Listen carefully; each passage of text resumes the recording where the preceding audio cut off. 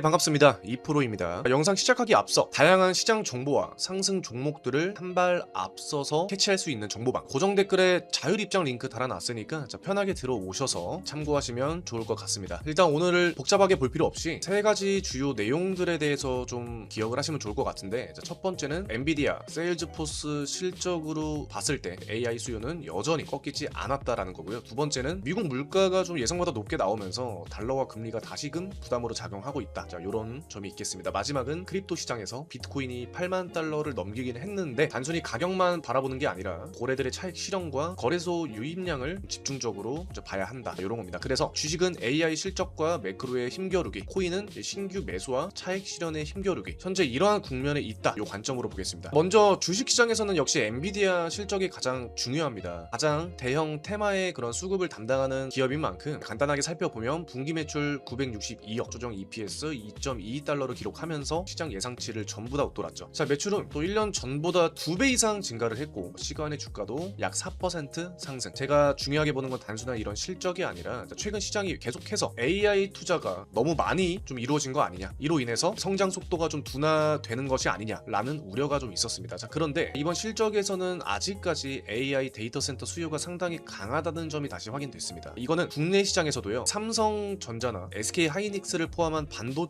투자 심리에 긍정적인 재료가 될 수 있다는 거예요. 실제로 또 엔비디아 실적 이후 SK하이닉스, ADR 등 관련 종목에도 강세가 나타났죠. 다만 이제는 이런 실적만 볼 게 아니라 공급 부족과 메모리 가격 상승이 이 엔비디아 마진에 어떤 영향을 주는지까지 핵심이 되겠습니다. 두 번째 주식시장의 상승 요인 중 세일즈포스가 있습니다. 시장 기대를 좀 웃도는 실적을 발표했고 연간 매출 전망도 상향을 했어요. 특히 데이터 사업의 연간 반복 매출이 39억 달러에 근접했고 전년 대비 210% 이상 성장을 했습니다. 이 부분은 또 아까 말씀드린 엔비디아하고 연결해서도 볼 필요가 있는데, 엔비디아는 AI 인프라 수요, 세일즈포스는 실제로 기업들이 AI를 돈을 내고 사용하는 그런 수요를 보여줍니다. 이처럼 둘 다 동시에 좋은 수치가 나온다는 건요, 이 AI가 이 단순한 기대감에서 벗어나고 실제 매출로 연결이 되고 있다는 의미가 있습니다. 그래서 저는 당분간 이 AI 관련주 정보방에서도 계속적으로 다루고 있지만 이 관점 자체를 단순 테마가 아니라 실적이 제대로 따라오는지, 그러한 또 기업들까지 중점적으로 바라볼 계획입니다. 그 다음은 이제 메타도 체크할 부분이 있습니다. 청소년 SNS 중독과 관련된 미국 소송을 해결하기 위해 최대 180억 달러 규모의 합의에 나섰습니다. 금액 자체만 보면 상당히 크죠. 그런데 시장에서는 오히려 얼마가 들어갈지 알 수 없었던 대형 법적 리스크가 구체적인 숫자로 정리됐다는 점을 긍정적으로 볼 수가 있어요. 다만 여기서는 메타 한 종목보다 청소년 SNS 규제가 유튜브나 틱톡 등 그런 대형 플랫폼들로도 확산이 되는지, 이 부분을 확인해야 돼요. 이해되셨나요?